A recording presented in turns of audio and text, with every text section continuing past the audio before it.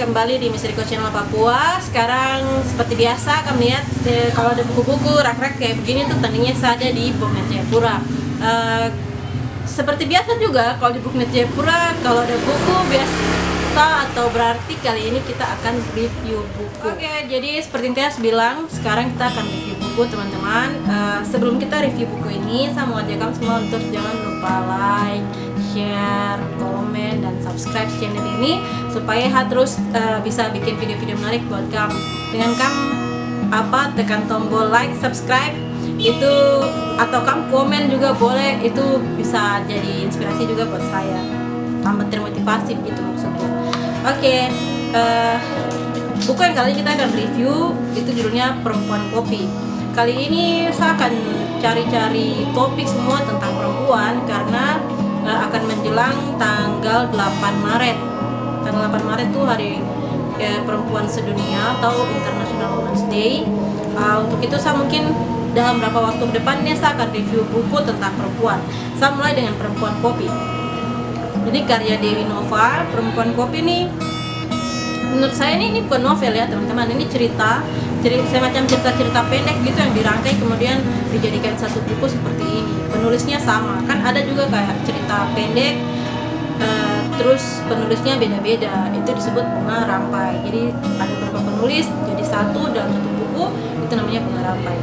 Nah, ini Perempuan Kopi karya Dewi Nova. Penulisnya tuh Dewi Nova, terbit tahun 2012. Buku ini saya sudah baca lama, saya beli tahun berapa ya? Mungkin 2018, entah 2018 atau 2019.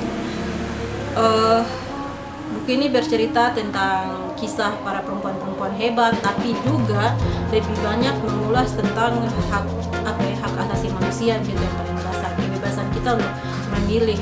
Dia banyak bicara juga mengulas hal-hal tabu gitu, misalnya soal seksualitas, soal pilihan bebas untuk menjadi seorang waria, seorang LGBT, ya LGBT sudah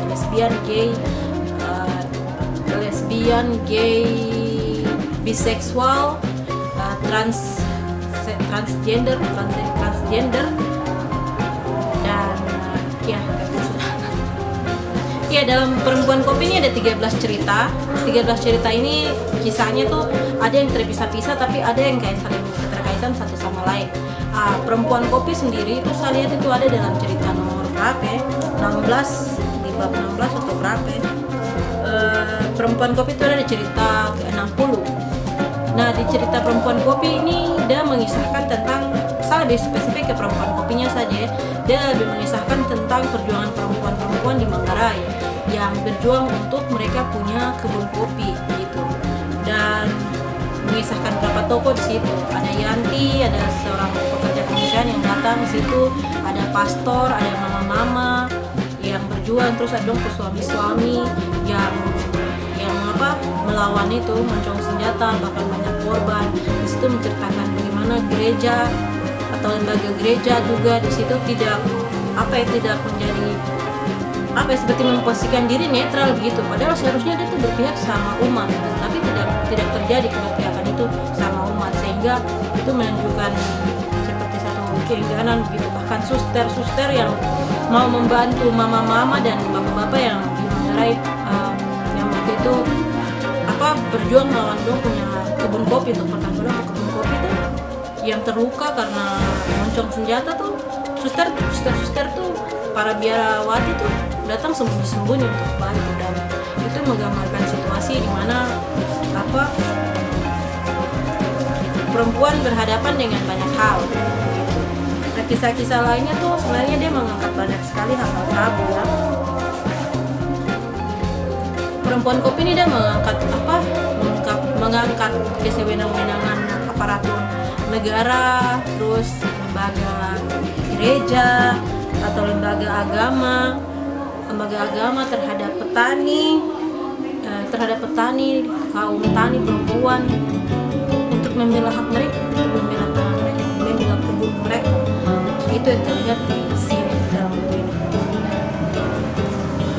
Jadi Perempuan Kopi ini menampakkan wajah negara berhadapan dengan wajah negara.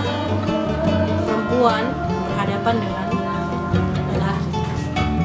Itu yang tertampak dalam buku ini, Perempuan Kopi. Cerita-cerita dalam buku ini, cerita-cerita dalam buku Perempuan Kopi ini, itu juga sangat menurut saya menebar kecemasan yang seharusnya menjadi kewaspadaan. Kenapa? Karena di Perempuan Kopi ini dia mengangkat semua yang tabu. Buku ini saya tidak rekomendasikan untuk anak-anak remaja atau anak-anak tanggung sampai dengan remaja. Kenapa? Karena dia bicara seks dengan sangat terbuka di sini. Walaupun itu sebuah pendidikan terhadap hak asasi manusia, hak bebas manusia untuk memilih dengan siapa dia berhubungan, dengan siapa dia berorientasi, dengan siapa dia akan hidup dan seperti apa dia akan hidup. Tapi ada pendidikan moral yang kemudian di dalam buku seperti ini tidak harus langsung dibaca oleh anak-anak tanggung atau anak-anak remaja. Harus ada pilihan di sini. Misalnya saya punya satu buku novel sebenarnya, tapi dia juga jadi buku itu buku novel terjemahan, artinya buku dari luar yang terjemahkan ke bahasa Indonesia. Itu langsung ada kategorinya di depan, buku dewasa gitu. Menurut saya, kritik saya terhadap buku ini itu adalah harus ditaruh labelnya, misalnya buku dewasa gitu, sehingga pembacanya itu adalah orang yang dewasa, orang yang sudah mengerti konteks, orang yang sudah mengerti cerita-cerita isi dalam buku ini itu seperti apa dan harus seperti apa bersikap. Karena dia bicara tentang lesbian, tentang seorang istri yang kemudian menjadi lesbi, menceritakan seorang anak yang kemudian berkisah bahwa dia kemudian menjadi seorang lesbi, menceritakan tentang seks bebas, menceritakan tentang hal-hal yang paling banyak dianggap tabu di masyarakat kita. Karena ada ruangnya menurut saya. Ruangnya itu apa? Ketika kita mau memberikan pendidikan seks kepada anak-anak kita, kepada remaja di sekolah-sekolah, maka harus dengan cara yang tepat. Di sekolah mereka harus ada kurikulum yang membahas kesehatan reproduksi, gitu. Sehingga di situ termuat. Tapi dalam buku seperti ini tidak bisa diakses dan dibaca oleh semua kalangan. Harus ada pembedaannya. Itu sih menurut saya.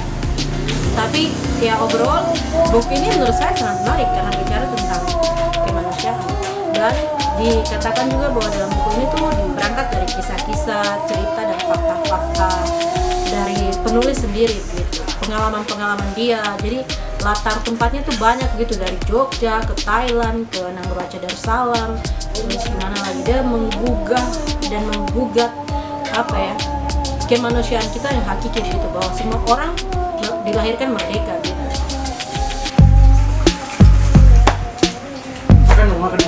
Oke, pura-puranya selesai, nanti kalau off dulu, nanti kalau lihat apakah bisa.